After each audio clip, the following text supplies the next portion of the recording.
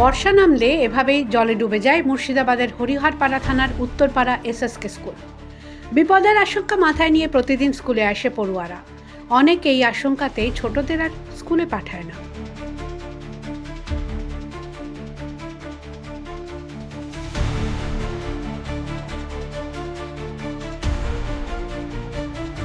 স্কুলের শিক্ষক মোহাম্মদ আব্দুল ওয়াহাব জানিয়েছেন, 15 দিন ধরে এই সমস্যায় ভুগছেন।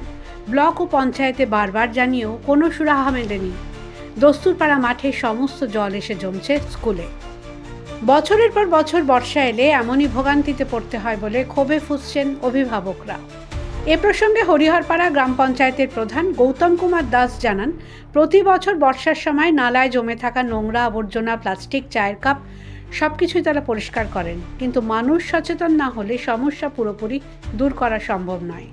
এই সমস্যার সমাধান কবে হবে জানা নেই কারোই, তাই ভোগান্তির 12 মাস চলছেই।